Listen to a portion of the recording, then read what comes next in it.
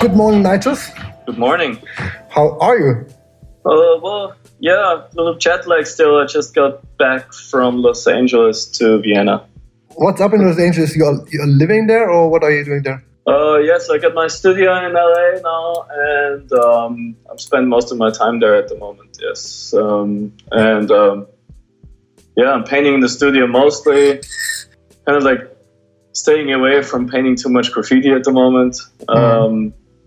Like doing a lot of surfing, and just very much spend my time with myself at the moment, which was very much needed, and focus on studio work. Yeah, and it also seems like there's a lot of artists actually moving to LA at the moment, right? I mean, I've seen a few Danish guys moving there.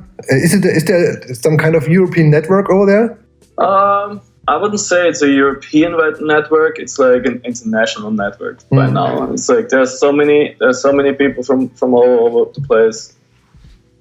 So many just gather there because I don't know. Like, the art community is definitely like growing and growing, but also seems like there's a lot of space for it. I mean, whole LA has like 16 million people. That's like Austria twice, right? So how is it coming back to Vienna? It's very funny when you grow up in an 8 million people country and you concern yourself with. I mean, like in that 8 million people, there's, let's say, maybe 1,000 spray painters originated from Austria here, maybe a bit more. I have no idea what's going on really, but like you still concern yourself with like, oh God, you're gonna find out. You're gonna things you do are like so much. Let's say you're just easier to find, like in a small place, but you gotta imagine, like LA is like so big, and the mindset is like way more. I mean, there's so many people, like you cannot get like really in your mind. If you grow up in a small place, your mind is set on that, and then the expansion and the realization of that expansion is enormous. So there's whole other possibilities, but there's also like, there's good things and bad things, of course, but it's America or even California is just a whole other beast, and that's why things just work differently. Yeah, I mean, watching your Instagram and websites and everything that's online, it's pretty hard to define what's your main focus at the moment. Is it the murals? Is it the studio? What is it? Well, for a very long time it was everything. It's like, for me it was always. I work a lot in the studio. I've been drawing a lot. I've been doing a lot of design work for myself, and also for preparation for studio work for paintings and stuff. And the nerd part is definitely still the most important part, or let's say the most creative part. So sitting down and coming up with new ideas has always been very important. But sometimes you just get so frustrated with like being in your mind or being with yourself and being with just having this kind of like lonely thing going on. And whatever is like your mind is just oversaturated with yourself pretty much. Sometimes that you're like, damn, I gotta get out and get my mind straight, and graffiti really helps with that. So it's like it's been a balance, always like, all right, I gotta get out, and every time I get very unmotivated with myself or with my work and like frustrated with whatever is going on, I just go and paint graffiti. It's like I just do what I always been doing. I do what I started with, and that will always stick around, and that will always, like, it's, you get out into nature sometimes, we go into the desert and paint some abandoned shit or whatever, you have a little like free time excursion with the homies, and that always brings me back to, oh, this is why I started this. Oh, this is why I love it so much. This is what the fun is, and this is what it's all about, and that's why I feel like that part will never go away. And totally, I come back into the studio after that, and I'm super motivated again. And I can't leave that. But right now, it's just like, all right, let's do this and less that, because there's just no time really, and there's a lot going on. So I can't wait. At some point, like it's like energy. You just gather so much energy inside of you for something else, and when you do one certain thing, and then it's like, all right, it's time to smash again. And then I was just gonna roll out and just hit one spot after the other. So you are not separating things, right? I mean, as I can see on the Instagram, there's a graffiti, there's a mural, there's a drawing, there's everything. You are not separating things, right? No, I never wanted to, because I'm true to my graffiti side as much as I'm true to the studio or whatever. Like, I do not want to separate anything, because why shall I? I feel like that's just like a mindfuck in itself in the end, because it's like, it's all me. It's all me. Why should I like separate anything? Because the style is my style, and whatever I do is what I do, and like, I love it all, And like, to be an artist, why would you lie to yourself? I don't really see the point, and I also don't see the point of I'm doing this graffiti thing, and over here I'm doing this artist thing, and like there's you're almost like it's like you're a schizophrenic or something, Yeah. But I know that, like, we all know, like, the graffiti is the graffiti. It just needs to be out there, and it is graffiti. But with my style, it's like, I can do it. Not everyone can do it. Like graffiti, like letters itself doesn't. To me, when I go into a gallery and I see letters painted, it's like, wow, it's like, it doesn't even belong on this canvas. Like, what is happening here? This is like, it needs to get out. This does not have the kind of energy it needs. Like it's almost like you have how shall I say, domesticated a wild animal. Mm-hmm. And it just doesn't work. It's just against nature. And I see that, but I'm lucky with what I do, that I can combine everything. Mm-hmm. When I scroll down our page, I mean, we are following you for many years, but there was a time I think it was 4 to 5 years ago, right, where you have started doing this mural in Hamburg with the spider, and there was a big shift, right, for you at that time? Generally, 2015 and 2016 was a huge shift, yeah. Mm-hmm. Well, let's say, like, I mean, I've been doing Anatomie for, it's been like 10 years almost. 10 years. In 2011, I started to focus on dissecting and like really, like, from the imagery, just go into more and more anatomy, and like dissecting. And this is like this cartoon character dissected or whatever, or my own characters. It just got, I started to dig into that, and then it got more on point. And was there a significant moment, like something that you remember that makes you thinking of going in that direction? Well, it's really funny. My work before, I mean, it's all, it leads up to it, really, like, precisely. It's like, the graffiti work I've been doing before, starting from the Vida movement, all the cartoony images I've been painting before, and all the graffiti fun I had, and then some point I just, like, started to slice one of those characters. It was really easy to reconstruct the path, and it's there was definitely a huge thing. Like, it was like, okay, there's one point, what the fuck happened here, And then it was also like a big change in my own perception of myself and like in my life and whatever, and my focus. So suddenly like, boom, okay. And then that motivated me so much of me and out of me. And then I was like, holy shit, I'm onto something I really want to dig into. And here, this is endless to me. I suddenly had a moment in my mind where I'm like, tick, tick, tick, tick, tick, tick, tick, tick. And I was like, fuck, I can see it all already. Yeah. And that was a capacity, or still is capacity. Back then it was a capacity of like, oh yeah, 10 years of intense output, no problem.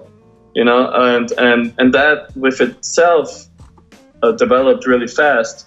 And I remember not long after, a couple of years after, I think, no, only in 2012, me and Flying Fortress painted one painting together where I put one of his teddy troopers into the intestine, and I made it see-through.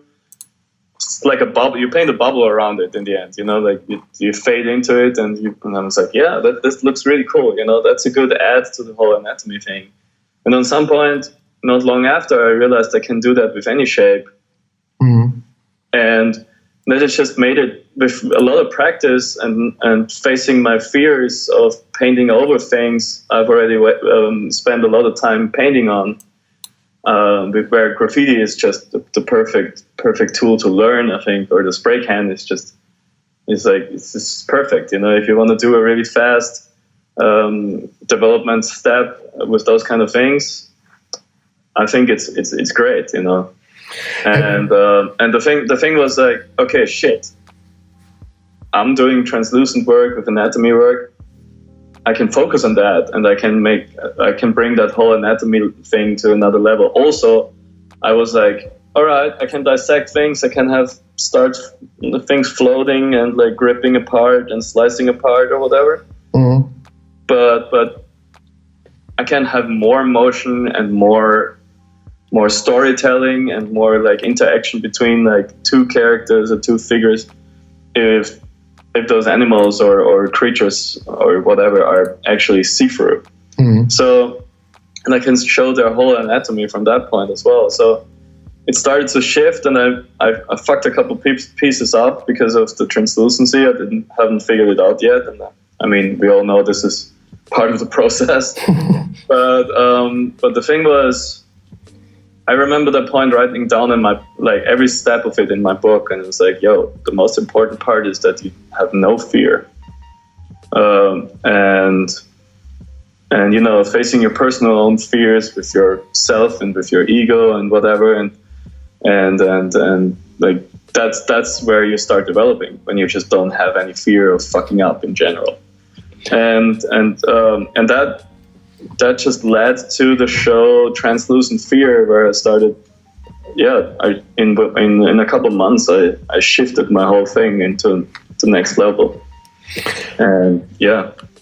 How much of anatomical knowledge you actually have? I mean, it seems like you spent a lot of time discovering the human body or bodies of animals or whatever it is. Is it like that, or? Oh yeah. Yeah. Oh yeah, that's the nerd part. that's the interesting part, because you know, of course in Instagram or social media or whatever, in the internet, or even like when people stand in front of the wall, they see this huge, intricate and detailed painting, but they have, you know, and they see me painting and it goes really fast, and it's like, oh, that guy just banged that huge thing out in a couple of days. But they have no idea, like, this takes a lot of time researching stuff, you know, and research is intense, because, I mean, if you try to find like a skeleton of a shark, for example, it's nearly impossible.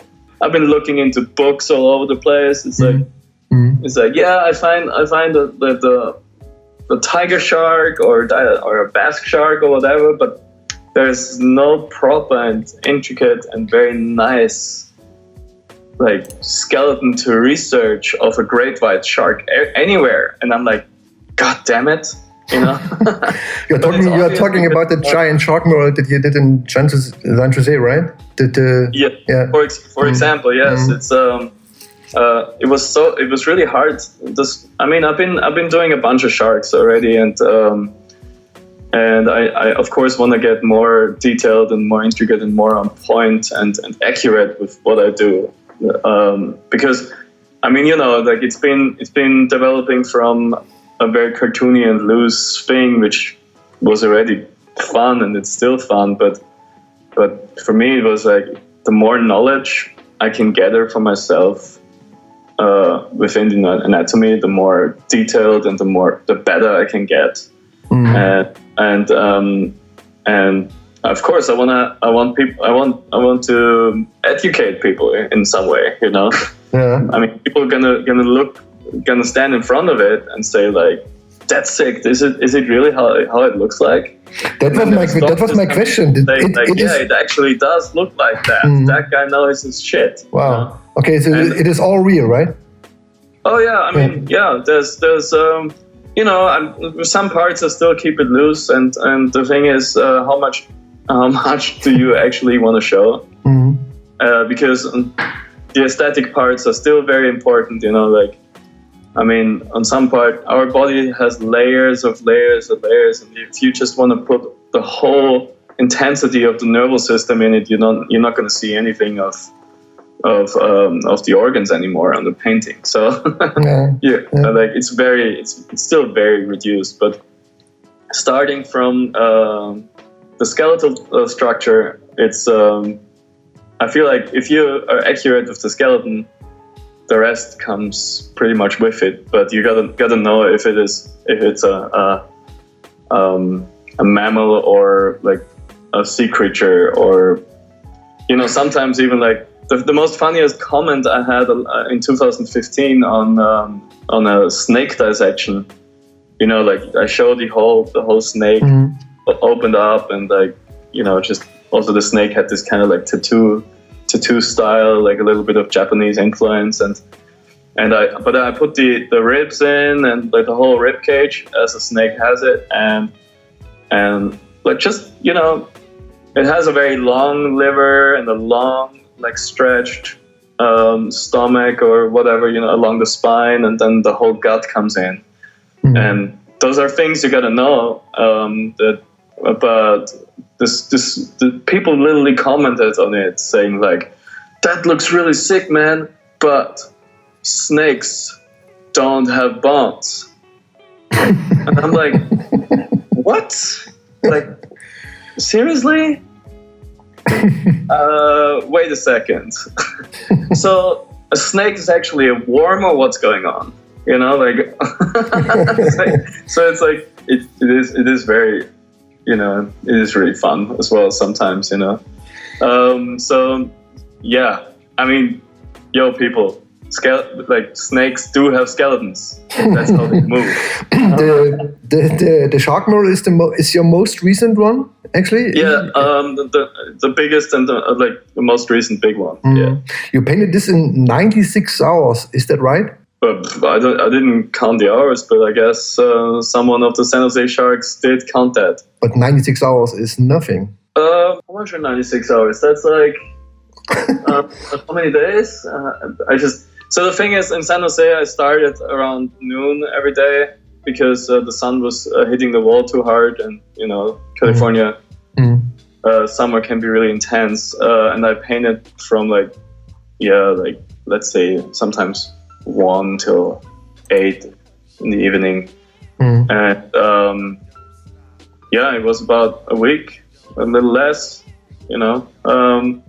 so I'm let's say I've been painting graffiti for such a long time, and also very fast always, and the whole technique has developed on just the classic fun, fast painting graffiti part. I mean, that helps, right? I mean, if you're painting for so many years, helps now to proceed fast on such big, large scale murals, right? Yeah, I also I freed myself of so much of like I'm not thinking anymore about or barely think about like, oh, this color is gonna run out, so I'm gonna think about, how much do I use on the wall or stuff like that. Back then that was differently, you had to be more cautious. But now I say like, yo, I need 60 Syrian, and if Syrian is gonna run out, like we gotta order some more, but also in America, you won't believe it, Syrian is gonna run out at some point, especially because the paint is still sent from Germany. So and Syrian used to be my main prime color for the skeletons. So so I ran into those issues several times. But what I'm saying is the technique itself, all I use is the fat cap in general, and every layer I paint and how I sculpt the skeleton. For example, let's just focus on the skeleton because this is how it works, and all the other things are just like effects on top of the same kind of base. But if I model something, I do it with two colors, and everything else is a fading on top and a cutback, and the fading and the cutback and the fading and the cutback, and that's how I built, and the fat cap is the perfect tool for it anyway. And I only need like the skinny for veins, and I need the super skinny because that shit needs to be really, really like skinny and really small. But everything else I can do with the fat cap. I don't really need anything else. But doing the drawings is a whole different process, right? The drawings? I mean, the drawings, or if you work on canvas, so yeah. I mean, yeah. For the shark, that was really interesting because I gave them a really, really rough sketch of that. And it was like, I spent probably maybe an hour on that shark sketch, where I was like, all right, this is how, because, that mural is like, it's on a 90-degree angle. So from any kind of perspective, that shark is going to look crooked if you don't put him in the right position or in the right movement. So that was a big challenge. So I just drew up, this is how the shark is going to move. This is the only way how we can find a perspective where this mural is going to look great. And we add this and we add that classic Japanese Hokusai wave in the back, and then this San José font they wanted to have in there and whatever. But and then I showed them, okay, this is going to be how the anatomy looks like roughly. Those are the colors, and that's it. And they were like kind of like panicking at that part because they couldn't really imagine how it's going to look like. So the trust was not really there as well. And I was like, people, just chill out. I'll do it. I'll just do it on the wall. This is my process. I don't need to plan as much because it all happens in my mind anyway. And the rest, which does not happen in my mind, happens on the wall. And if I don't like it, what I do, I'm just going to fix it. So the thing is, it is loose. And through that act of building it on the mural itself and not planning too much ahead, I'm able to gather that kind of energy it has now, because it feels loose, but it is still on point, and it has all the effects and all the knowledge of those many years of painting anatomy. I mean, I've been painting so many of those that like I can do it blind, and I can also push it from there and get better.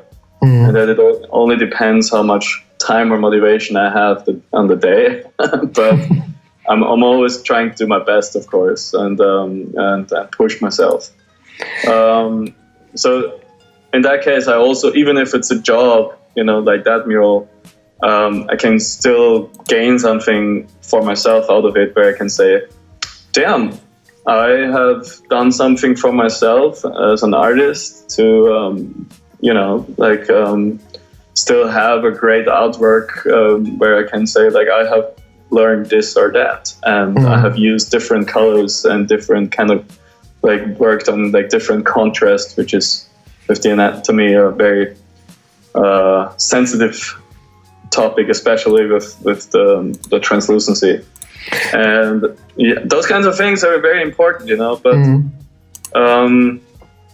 but talking about brands, I mean, you just mentioned you painted this in cooperation with what was this, a football club, or what is it? Oh no, San José is the NHL. It's hockey. It's hockey, right? Yeah. But when working with brands or companies, is there any? I mean, for example, for instance, you have this. You painted this McDonald's mural like a few years ago, right? I think, and we just recently this year we had a very long big thread about how far you can go working with brands, right? I mean, is there any border for you, like where you say, yeah? I mean, I would. So just to be clear, I would never paint a mural for McDonald's. Yes. That's what I can see. I mean, this was not for McDonald's. No. This was not for McDonald's. This was for the Jeffrey Deitch project in Coney Island. Well, at that time, I did a lot of iconic pop culture work. Especially at that time, I had my icon show at Jonathan Levine Gallery in New York, and so I've been doing a lot of like let's say dissected Batman or dissected Marilyn Monroe or Elvis or stuff like that, and translucent Mickey Mouse, like that kind of like classic stuff people can relate to from the pop background. And at the same time, Jeffrey Deitch invited me to do that, and I was like, I wanna do something more, more like. Especially because it's on the wall, I want to do something more, how should I say, a bit more controversy in it, more critical, more. It actually looks like this. Usually I paint things I respect. That's very important in my work. But when I break it apart and rip it apart, and I break bones and rip brains and eyes out or something, it definitely has more of a brutal context. Yeah. So yeah, I ripped Ronald Donald apart, and his body, skull and teeth were floating out, and like it looked like literally he got a big smack on his head. He could just thrashed, right? Yeah. And I mean, the fun part was if you turn the McDonald's M around, it's a W, and it was just a very representative for the weird crew. Within that project, I was also like representing the homies. So, and that was a different cup of tea. But there's lots of brands approaching me where I'm saying like, fuck no, yeah. Not gonna happen. Sorry. It's the same thing when people ask me, "It's like, would you ever dissect Trump or Hitler?" I have to tell them to fuck off. I would just never do that. Yeah. This is one of my principles for sure. Because this is, I feel like you always just give attention or like even like honor or just attention is enough. Like those people, like especially Trump, is no attention is the best. This guy, that's not what I do. It's not the kind of energy I'm representing or I want to get into my art. Coming back to inspiration, I recently talked to a big fan of your works, and he asked me to ask you if you've ever been to this exhibition Body Worlds. Oh, of course, yes. Yeah? Yeah. Well, I mean, part of the research, it had to happen. I was also asked again by the San Jose city, like last year. They have a 12-year Body Worlds exhibition at the Tech Museum in San Jose. So they were like, oh, we could actually work on Body Worlds and Nychos together, and I was like, that would be fucking awesome. That would be really, really nice. And so they wanted me to like, paint on the walls, and they still put the show into the whole thing. So I would have definitely worked on what is there and like showed it like combine it with my art. But yeah, things happen slowly. Like that was a plan for this summer, but it didn't happen yet. But the bigger the projects get, the harder is it to push through. So let's see. But I mean, I go like when I saw the first Body Worlds show in Vienna like many years ago. I think there's another one in October now. Where at? Yeah, they are coming back to Vienna. Oh, yeah. Interesting. in October. Yeah, the Stadthalle. Oh, that's nice. Mm-hmm. That's good to know. Mm-hmm. I'm still here in October. That's maybe that's excellent. Yeah, I mean, the thing is, I mean, you go in there and like there's a ton of inspiration, but most of it is like, all right, I get. So people go with me because I can explain what's going on. Mm. Sometimes it's just like, oh yeah, this is this and this is like really nice, because how they dissect things, that's the creative part of the surgeons in this case, So how they present it, so that's very nice, and that's also very inspirational for how I break those things up, and to not make it always the same kind of thing. But I mean, there's like when they only show blood vessels, and you're not allowed to take photos in there, which is a pain in the ass. When it's like you just sneak your phone out, and it's like, oh, I can see how I could do it on painting because now I see it in real. I just want to take a photo. And then it's like, yeah, just sneak it out quick, It's like, just do a quick photo on the phone, all good, But they are so strict with those kind of things. But the funny thing is, when you've been there a couple times, you see, and I've seen, what was it? Some kind of like, a dromedar or whatever, or a camel, I don't know. But you see this creature there, and it's very furry and dissected, and has a little furry baby next to it, and and then some part of after like 10-15 years, those things just start to rotten, and it looks like it's just like hella greasy. It's like, okay, those are real bodies, but it looks like a taxidermy, like it has flea or whatever, you know what I mean? Mm-hmm. So it's just like, I mean, yeah, that's what life again is about, also in death, just decay. Yeah. This summer you painted those 4 pillars for this festival in Spain, right, in Posuna? Yeah. Yes. This looks very different. It's really funny that you recognize this. Mm-hmm. I mean, of course, but I just had a little shiver because it's like, since I am in the studio a lot again, and there's also a reason why I focus so much on that, is there's a huge shift happening inside of me in general, not just in the creative part. So it's there's a lot going on, and I'm looking at things differently, and I can feel an intense, more than before, development step happening at the moment. Mm-hmm. And that takes, I'm probably still in this process for another 1.5 years, but that is very important, and I see it happening already in my drawings. And what I started to do lately was more transcendent than translucent.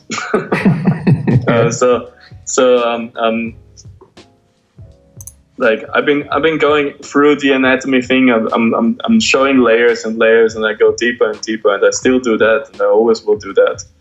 But I also go deeper within more, like on a, let's say, spiritual path, or like energetic path, or whatever, all kinds of things where I can just dig deeper, and I feel like in general development is about digging deeper, and it starts digging deeper into your mind and digging deeper also into your soul. And this work is very reduced to what I've been doing before, like back to the skeleton, like just skeleton, just pure skeleton. and but the whole, like, also, like, the human body is something I'm way more, like, I focus way more on the human body now as on animals, for example, as I used to do for a long time. Because especially emotional things I can represent with the human body more, and there's a lot happening within us, in our emotions and stuff, which are again related to, like, our organs again, or whatever we feel happens in our body, and everything is connected in our body. And, you know, so whatever, like, I broke it down to just the skeleton and whatever is happening there, like the interaction, that kiss, you know, those two people hugging. There's two skeletons hugging themselves and kissing. It's like, to most people, it's like, oh my god, skeletons, human skeletons, death. I only see death and decay and the dead, and it's just like, people are so horrified about skeletons in so many ways, especially human skeletons, because they're so afraid of dying, and with that they are so afraid of God in so many ways, because the church or religion in general has taught them that way. But that is like, that piece is pure love broken down to our structure of our body, and that's why I feel like it comes off so completely different to what I've been doing before. And the whole I mean, I call it the pillar of unified love. So there's literally every step. So there's the human, the male skeleton and the female skeleton, which are anatomically different. And there's the unification of those two. So those two melting into each other, you know. But with two skeletons melting into each other, I'm more representing the unification, the fusion of two souls when they make love, for example, you know. And and then there's, you know, like, the love for each other just from, like, any kind of point, like the kiss itself, and the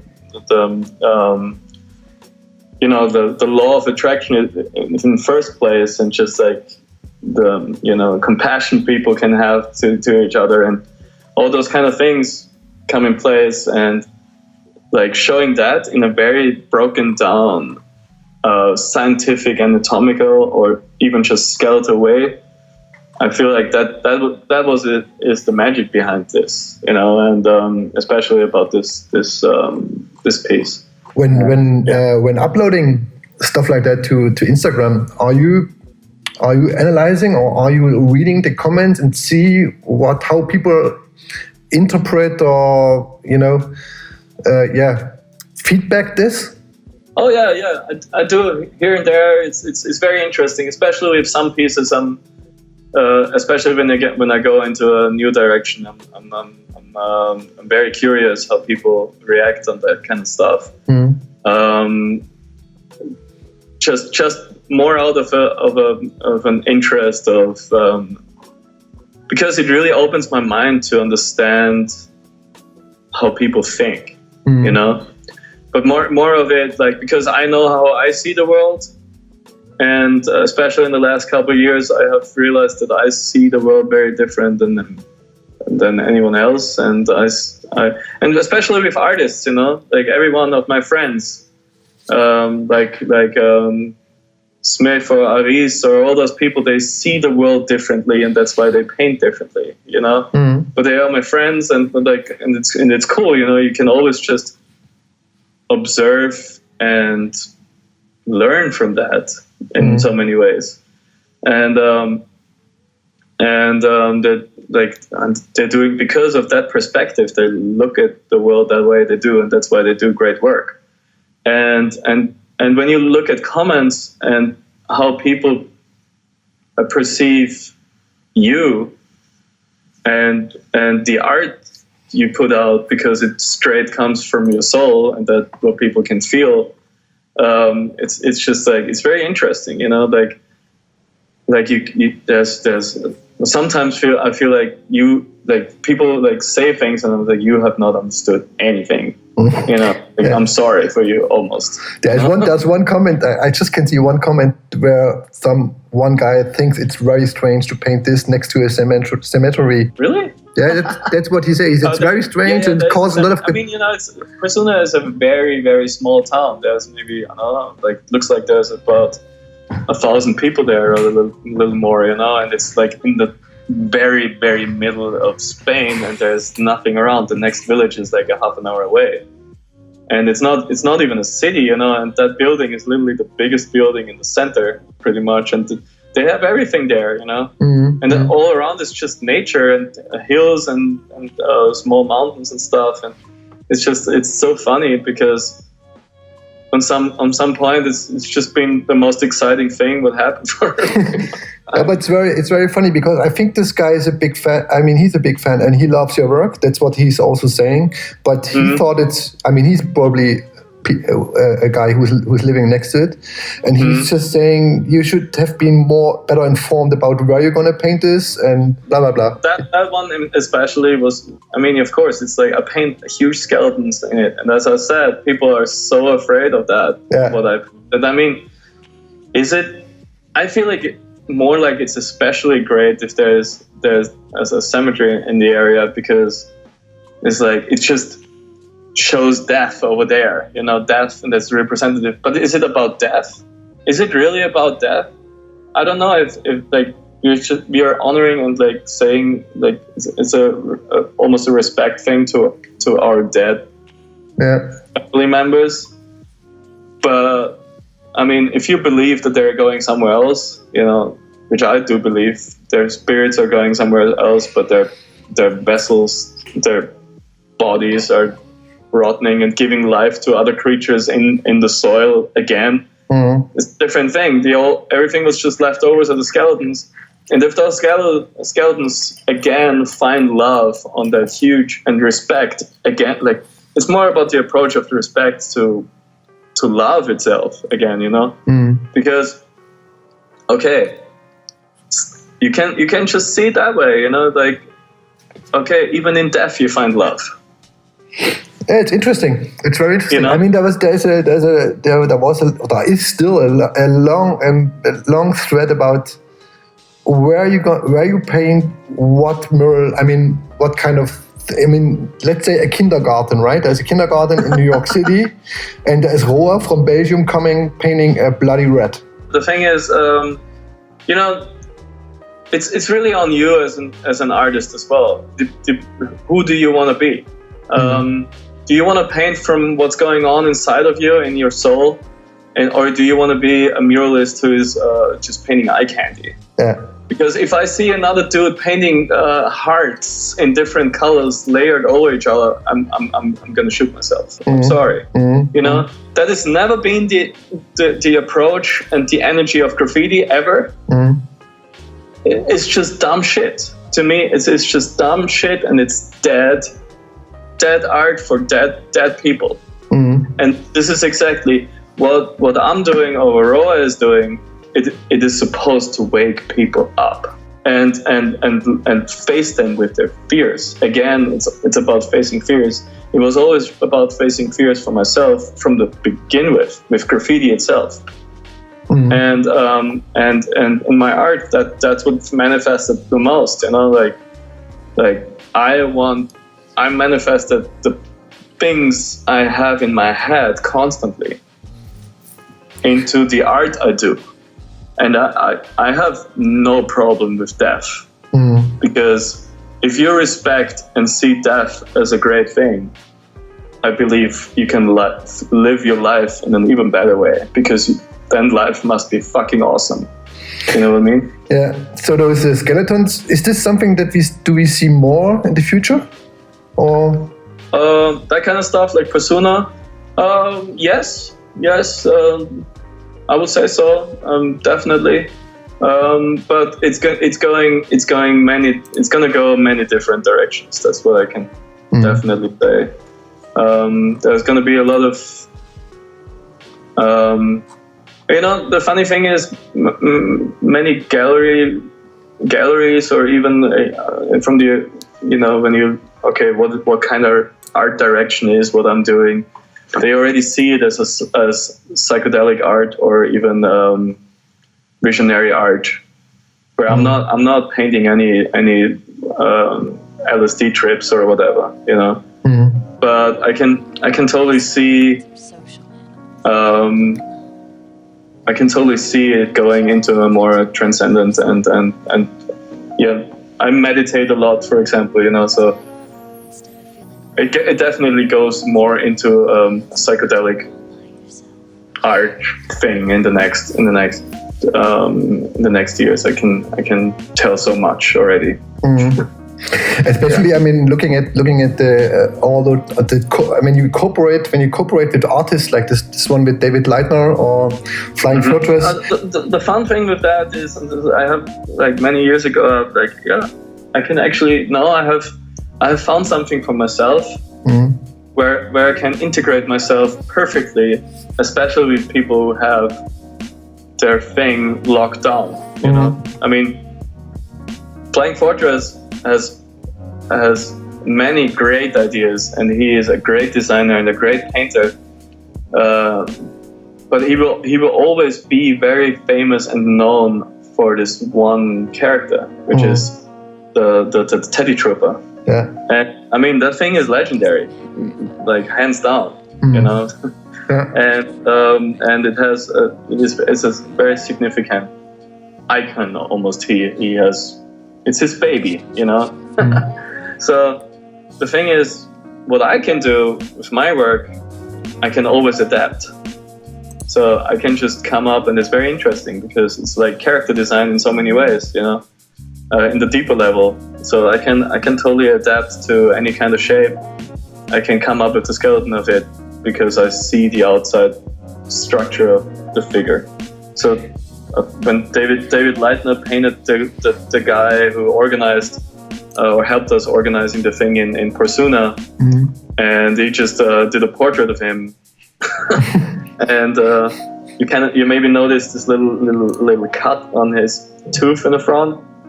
So he also has that. So I was like, you have this little thing missing on your front tooth, so I'm gonna take this off you as well on the painting. So those kind of things. And I just pretty much stick to the shapes of David and make my own version on the skeletal part and the anatomy.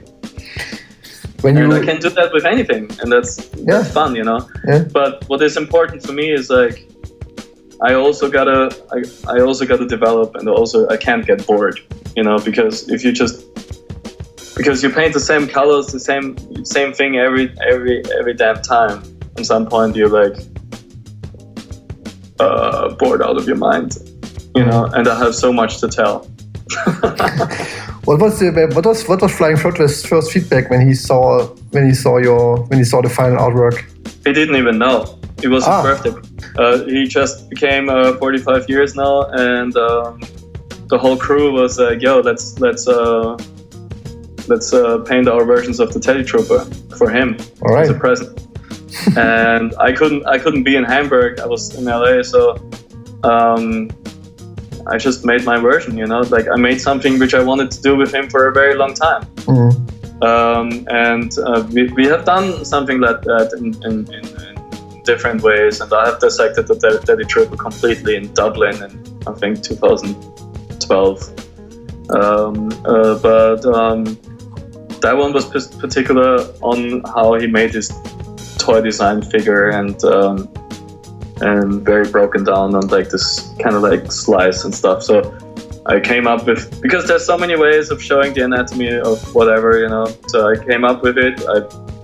I took a photo of the Teddy Trooper and outlined it, made it cartoony, kind of black outline, heart shapes, as he always does it, kind of, and then I started to cut out and put my thing in, and then we all sent it to him at the same time, and he got a huge printout of all the Teddy Troopers for his birthday. And I can say he definitely loved it, and he was like, let's do something more out of this, and let's see what's happening with it, you know.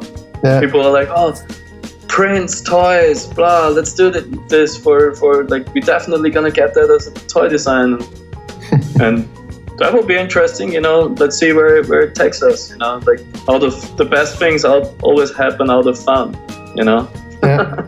You're on crew with him, right? I mean, this is the Jukebox Cowboys crew, I believe, right? Yes. Yeah. Exactly. Yeah. And you're on the Weird crew? The Weird, the JBCB, and the Lords. Yeah. How much spirit is still in this cruise? I mean, is this still happening? I mean... well, you know... I mean, you know how it is with crews. There's always phases. Yes, the spirit is still there in all of them. But I mean, it also, like, you know, the Lord's crew, for example. I mean, it has over 100 members. You know, like, and it's in so many cities all over Europe and America, and it's just hard to keep track. And who has the time to keep everyone in check, crew-wise, you know? Also, that crew almost happens like, you know, Americans build their crews like biker gangs, kind of, you know? So it's on a completely different approach. It's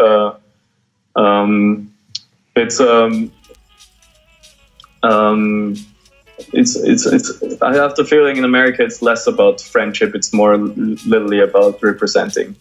Yeah. And that is sometimes a little sad to me. There was a time where they wanted to merge CBS and Lords completely, where I was like, I don't know those guys, and I don't want to be in that kind of energy. I have joined Lords because Shu and Fact from Austria and Quake from California and all those guys are my friends. And my very close friends, and that's why I've joined. For me, friendship is very important in the crew. That also keeps the energy going, and the same is with the Jukebox Cowboys. Like many of those guys are like my brothers, you know. Yeah. And also what that crew represents is the pure spirit of graffiti through all the levels, and keep the fun, you know, and not being scared of holding up together as a real graffiti crew. Like, doesn't matter in what medium or like, those guys just hit it hard on every level of graffiti, I would say. And sometimes, you know, in the spirit, like in the crew itself, between the members is not the best, which is normal with human beings, I would say. The love to graffiti is still the same. And everyone is still doing his shit. With the Weird, it's like, you know, also everyone is still doing his thing. We all really much love each other. But this seems like your most important crew, isn't it? It's definitely, let's say, you know, from the artistic side and from what I represent with myself. I can say yes, because we founded that crew out of the same kind of spirit with what we wanted to do, and everyone is a great illustrator, a great artist, and paints great walls and has that kind of approach. But also that we just, let's say, we found each other on the same spot in our lives, and we wanted to like combine and join forces, you know, and that was very much fun, and it's still fun, but you know, our focuses change. You know, some have gotten kids and have to stay home, cannot travel so much anymore, and are happy with that situation, and know that if you're only painting within the crew, the personal development sometimes has to suffer, because in the concept you always have to like kind of like, you know, like minimize yourself back to a level where we all can communicate on. So the problem is like the development kind of like it gets a lot of energy in first place because we all paint together and it's fun. But then the artistic thing stays a little behind, and the own idea stays a little behind. So the focus changes, the lives change. I moved to America, which makes it harder. So I barely see anyone lately, and with me being gone, it seems to happen that there's, a little bit of a missing link. But the boys are still hanging out in Berlin. They're still painting together, and I'm always happy when I see when I see those guys painting together, and I miss painting together with them. But everyone is doing his thing, and you cannot keep anyone off it just because you're a crew. What kind of music Nychos is listening to? What is the the energetic person I am usually, and the spirit and energy I grasp when I paint murals lies definitely deeply rooted in heavy metal. Mm-hmm. And that also just frees my mind, and I have my own movie going on in my head when I paint, and it's just like I just become one with that music and I paint, and that kind of energy you can feel on the walls, and also the inspiration through it, especially through classic heavy metal like Black Sabbath or Iron Maiden or Judas Priest. But then I go way deeper as well, of course. But lately I've been listening to a lot of stoner rock, which of course has its roots in classic heavy metal.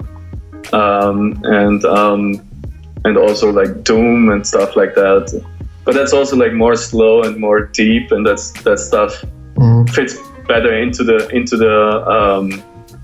it's more like a soundtrack music, so it's better studio work music actually. And with the whole journey I'm on myself as my personal development, Tool has become, it was always already a very huge band for me, and now they just came out with a new album, and it's after 13 years, and I've never stopped listening to them, and they have not, this new album is fantastic, and I can already see how it influences my way of thinking and my art, and I love that, and I feel like music is such an important and amazing part in creating visual art. So you don't listen to piano?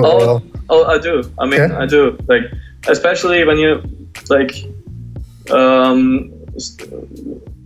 stoner rock music is very that stuff. It's very relatable to more classic music. So also I go back to really old stuff like Pink Floyd is definitely something I listen to, and there they have more piano, more classic music already mixed into it, and then I end up listening to, I don't know, Debussy or whatever, just really old classic music is definitely also happening, but it's also very much mixed into my stoner rock heavy metal genre. So it's, and my playlist suddenly something very spheric pops up, Yeah. So that's and the funny thing is, I caught myself listening to the Fantastischen Vier, der Krieger again, just which is like, I don't know, from like 95 or something. But yeah. Did you grow up?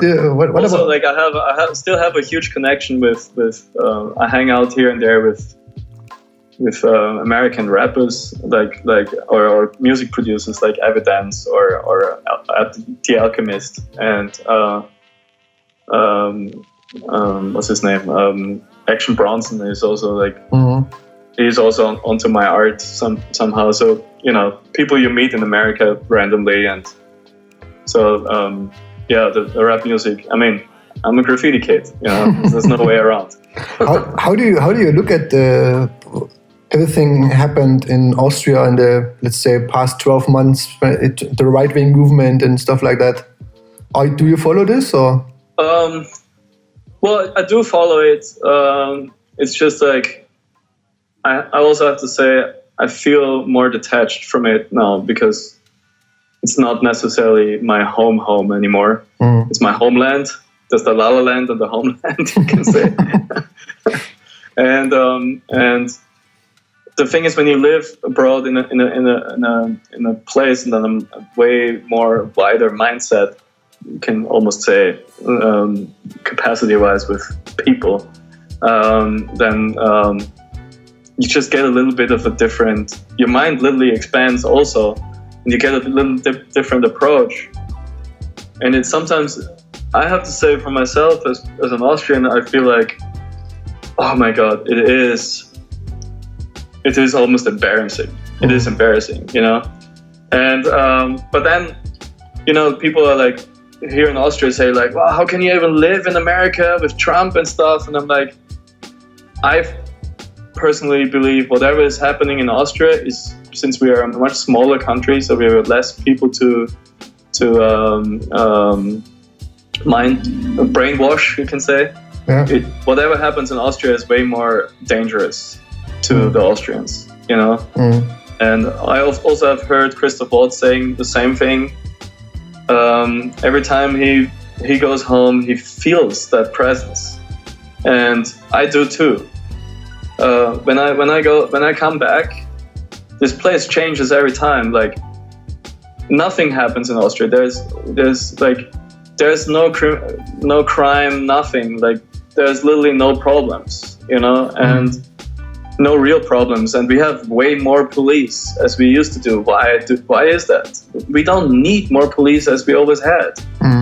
And those are just bored idiots who just run around and be assholes to people. I witnessed that every day here in Vienna, and it was not like that when I lived here. And they're like frustrated, racist assholes, and they're just bored. And like, Austria is still a country where, I mean, it's that one country where everything from the eastern part, you know, where, you know, the Iron Curtain was right there. I mean, you know, because you grew up in a place like that. So, like, everything comes over to Austria, and we have so many cultures here. And I think it's great to have so many cultures. And California is full of so many cultures, and I love that. Yeah. And you know, and then you see those frustrated Austrians becoming policemen, just being assholes to people who don't look like them, and even being assholes to their own kind, just because they can. And it's I can feel that, you know, and I'm like, every time I'm like, my friends, like even graffiti writers, I hang out with them, and I say like, well, come over, like let's hang out a little. And it's like, no, I can't. It's like, why? Well, I'm here with the bike, and I forgot my lights, so I cannot do that. I'm like, huh? I don't understand. Well, the cop's gonna fuck me hard. Last time I paid 400 euros because I had no lights on my bike. Wow. What the fuck is happening here? It's like that stuff never occurred before, you know. That really makes me curse. Yeah. Yeah. So what's next for you? I mean, yeah, now you're staying in Vienna, but what's next? Well, what's next? Good question. Well, the plan is to go to Amsterdam for a project next 2 weeks some point. Haven't been there in a while. I think we saw last time in Amsterdam, if I remember. It was 2011. Yeah. That's a long time. It's a long time ago. Yeah. But yeah, I don't know. Well, my main plan is to go back to California in November. If everything goes right, we may have a pop-up store in San Francisco with Rabbit Eye Movement, with the new clothing stuff and print stuff, whatever. Like, we're working on finally getting into stores with whatever we're working on. How big is your team? There's 6 people here in Vienna, and I have my assistant in LA. Wow. And so yeah, they're all constantly traveling back and forth. But now we're finally on that point where we slowly find our way into wholesale and stores, and but very specific, and not like big stores. That's not the plan. Not for now, at least. Yeah, so we're starting to do more pop-up stuff and whatever. So that is another plan, and also there's a bunch of plans to start expanding the company in Los Angeles, not only in San Francisco.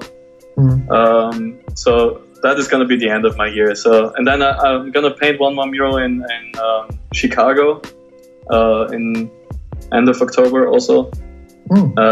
Yeah, that's pretty much my year, and then I will go back to what I've done before, studio work at Los Angeles over the winter. I'm definitely not doing the European winter. But I'm not dealing with the snow. But aren't Austrians used to snowboarding and stuff like that? No. Yeah, but I seem to be different. But your crewmate Shu, not right? He's really into this, right? Yeah. Yeah. Oh yeah, he is a big. He goes up on the mountains and does loads of he just climbs up the glacier and loads of snowboarding and stuff. It's totally his thing, and he tries to get me out, and I'm like, dude, I love the mountains, but I need the beach, and I need to go surfing. That's what I need to do. Yeah. This there was one movie, I think it was 2 years ago or something, that followed you for a while, right? What was the name again? Dude, the time goes really fast. The Deepest Depths of the Borough was exactly. We published it in 2015. Yeah. So you believe it? Oh, it's just 2 years ago. No, it's actually already 4 years ago. Wow. Okay. Yeah. And we filmed the whole thing in 2013 and 14. We had a whole year of post-production, which was pretty almost harder than the journey itself. And yeah, I had my friend Christian Fischer traveling with me for almost a year, and we've been to many different places, and it was very interesting. It was not necessarily to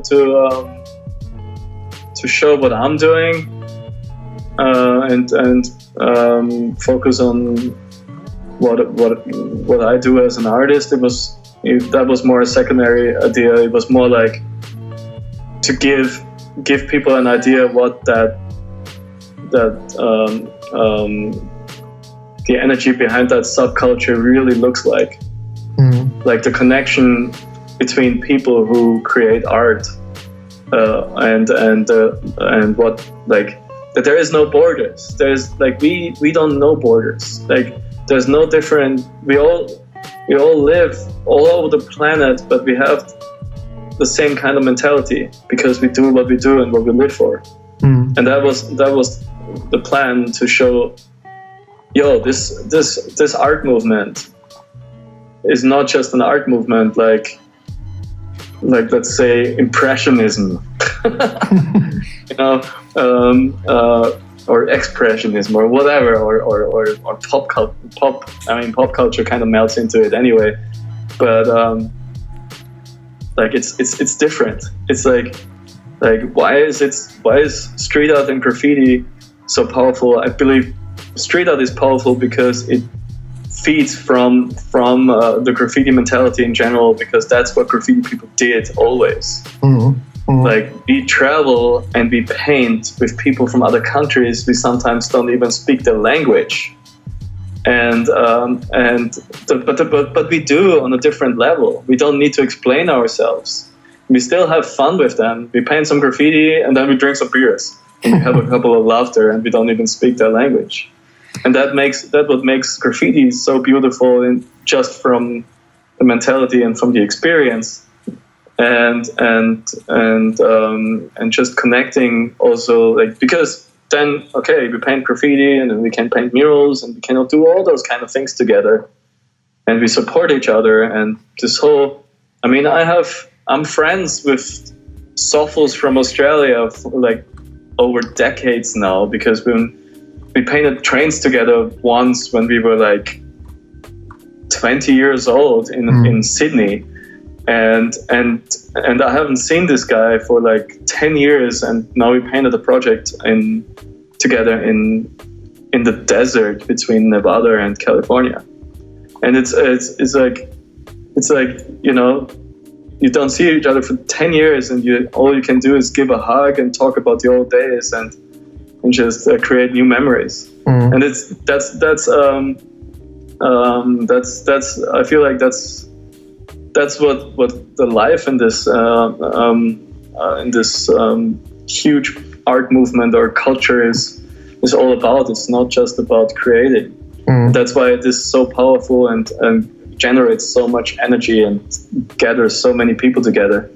That was my plan with like actually educating people like who have no idea, because all they see is whatever happens on Instagram or what happens on their walls, and I just wanted to give a little look inside, and that's why I also called it the deepest depths of the Borough. Just can recommend. It's a really nice movie. Is it still online? Yeah, right. You can watch it. Yeah, it's online. It's online on our website. At some point, we were like, let's just put it out there for everyone. You should do a second part. I mean, that will happen. That will happen. It will still take some time. There's a bunch of things I have to fix with myself first. Also, there is a concept already, but it will be very different from its core concept. Okay. But it will be a second part. Yes. Nice. All right. But give me a couple of years, and the finances. Do not forget. Of course. Yeah. It takes a lot of money to do that. Yeah. Sure. Oh yeah. And I financed that whole documentary by myself, and it was insane. Last but not least, we have a tradition in the podcast, so people we talk to can propose somebody else we are talking next. And it also doesn't have to be a graffiti writer. It also can be a documentarist or photographer or whatever, you know. Yeah. So if you know anyone who's very interesting to talk to, please let me know. I mean, you know, like, just out of my interest, I mean, of course, Smith one is definitely, I want to hear him talk, for example, you know. Okay. That's definitely, that would very much interest me, what he has to say. Also, he's a very, very fun Mexican to hang out with. Okay. But I know that Aris, for example, he just came out with a new show just like this week, I think. He had a new show, and I feel like he would have had a lot to say what happened for him in the last 5 years. Yeah, I mean, also I know that, like, I mean, I'm literally like referring my friends here, but I know that Flying Fortress has a lot of things to tell. There's things which happened and changed, and there's a lot of interesting stories, I believe. Yeah. But that's nice. It's actually 3 interesting names. Cool. Yeah. All right then. Smart. I think we got it. Excellent. Thank you very much.